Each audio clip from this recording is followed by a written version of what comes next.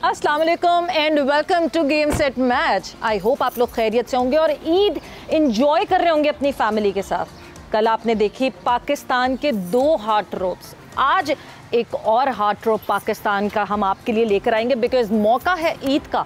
और जब ईद का मौका हो तो फिर ऐसा कैसे हो कि गेम सेट मैच पे आपको ना दिखे कोई स्पेशल गेस्ट। आज स्पेशल गेस्ट के घर हम जा रहे हैं और ये गेस्ट पाकिस्तान में तो मशहूर हैं ही, मगर इंडिया में भी इनकी वजह शोहरत कोई ख़ास ही है। मिलवाते हैं आपको। वैसे गेस्ट तो कर लिया होगा आपने कि कौन है। बेल बजाते हैं और देखते हैं कौन आता है। Who is the special guest. अस्सलाम वालेकुम, ईद मुबारक। हाँ जी, ईद मुबारक आपको भी बहुत बहुत। यस, ये हैं हमारे स्पेशल गेस्ट। नाम बताने की ज़रूरत नहीं है, नसीम शाह।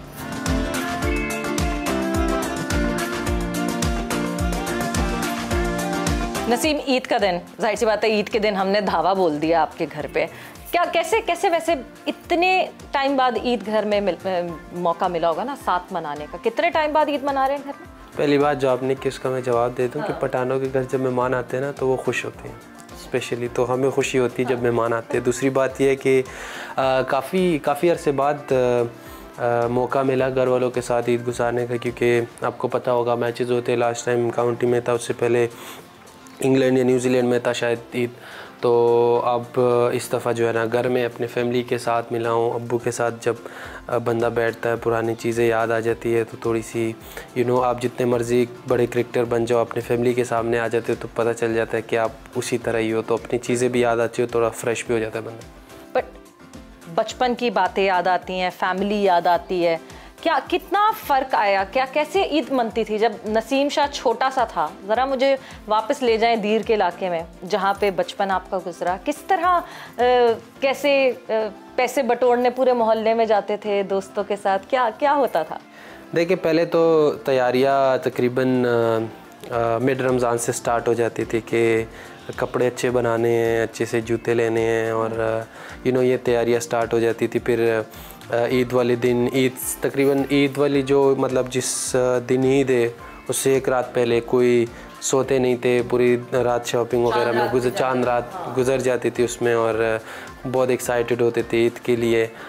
फिर सुबह उठ के थोड़ा बहुत 1-2 घंटे सो के फिर उठ के फ्रेश हो के शावर लेके नमाज के लिए अच्छे से फ्रेश हो के सबसे पहले तो घर वालों को दिखाना कपड़े कैसे हैं, प्यारे, हाँ कमेंट्स देते थे। इसके बाद जाते थे नमाज़ पढ़ने, वापस आते थे तो सबसे अच्छी तरह मिल लेते थे। और फिर सबसे पहली बात आपको पता है क्या हो सके, यही कि ईदी निकालो, तो फिर ईदी देते थे। और मुझे अच्छी तरह याद है कि ईदी के हमें इतनी ज़्यादा एक्साइटमेंट होती थी कि अब हम जाएंगे अपने पप्पो के घर, अपने मामू के घर, और वहाँ से हमें ईदी मिलेगी। तो एक बहुत ज़्यादा मज़े की लाइफ थी। अब तो आई थिंक ईद भी वैसे नहीं रहे और हमारी मसरूफियत भी ओबियसली क्रिकेट की वजह से ऐसे रहे कि वो चीज़ें जब याद करते तो समटाइम सोचते कि काश उसी तरह के एक होना चाहिए दोबारा भी। हाँ, केयर फ्री बिल्कुल माहौल। जाहिर सी बात है बचपन में तो वो कहते हैं ना टेंशन दी जाती थी, टेंशन होती नहीं थी कोई। बट सबसे पहले कौन ईदी देता था? अब्बू से ईदी लेते थे या अब्बू की सबसे आखिर में ईदी होती थी?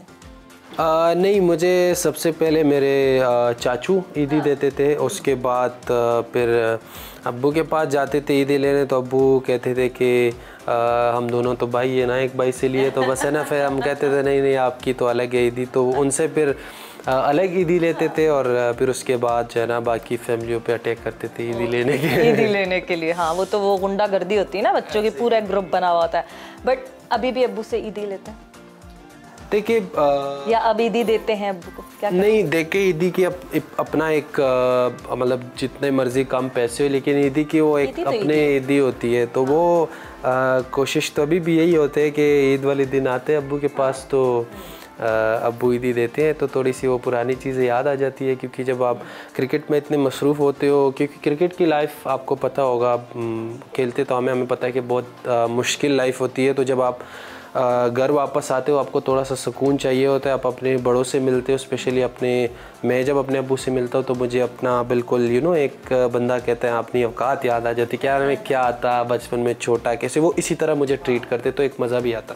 नहीं, और सबसे अच्छा होता है, मतलब आप जो है ना ग्राउंडेड रहते हैं, आप में वो कहते हैं ना पॉपुलैरिटी का खुमार सर पे नहीं चढ़ता, आप ग्राउंडेड इसी वजह से रहते हैं कि आपका जो घर है वो आपको बार बार याद दिलाता है कि आप क्या हैं और कहाँ से कहाँ पहुँचे, तो अल्लाह का कितना शुक्र है इस बात। एग्जैक्टली बिल्कुल ऐसा ही है। समटाइम मैं इंसान है, तंग आ जाता है कि आपका कोई काम वगैरह हो या आप जल्दी में हो, कोई लोग आके आपको तस्वीरों वगैरह के लिए आ जाते हैं। फिर भी मेरी कोशिश होती है कि मैं मैक्सिमम अच्छी तरह मिलूँ, लेकिन अब्बू के सामने अगर कभी मेरे से इस तरह की मिस्टेक हो जाए तो फिर तो भाई सही तरह सीरियस होकर डांट पड़ती है कि ये वाली चीज़ें नहीं चलेंगे, ठीक है।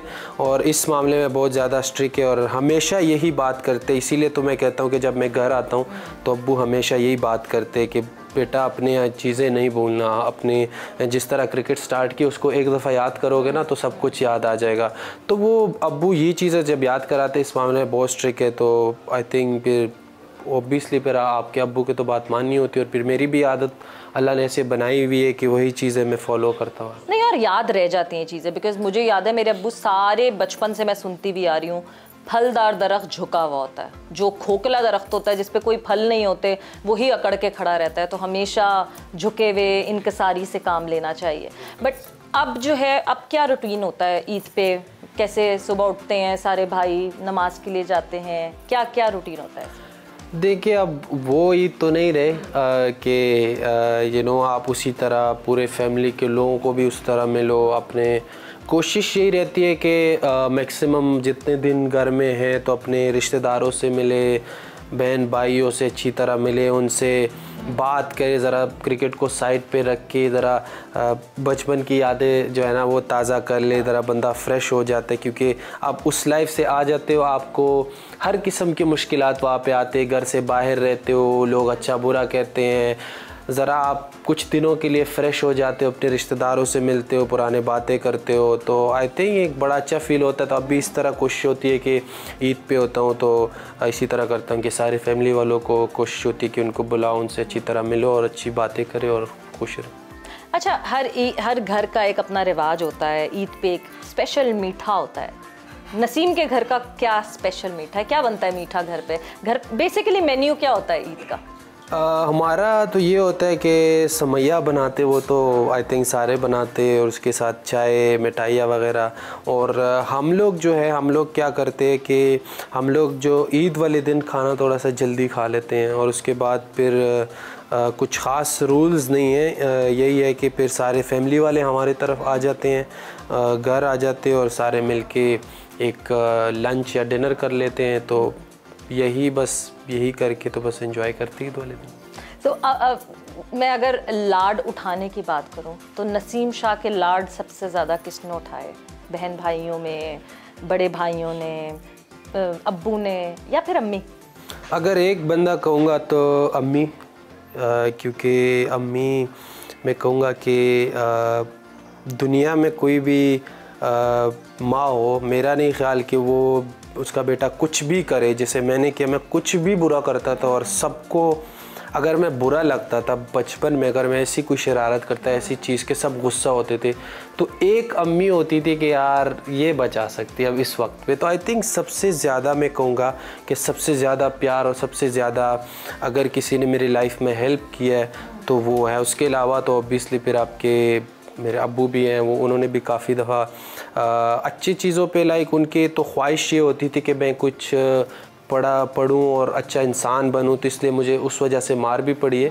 लेकिन मुझे कभी नहीं याद कि अम्मी ने मुझे कभी गलती से भी हाथ लगाया हो, तो आई थिंक ये मुझे याद है। तो आई थिंक ऑब्वियसली पेरेंट्स चाहते हैं कि हमारा बच्चा जो है ना वो कोई पढ़े और अच्छा इंसान बने, कुछ अच्छा करे। तो आई थिंक यही कहूँगा कि अम्मी फर्स्ट पे।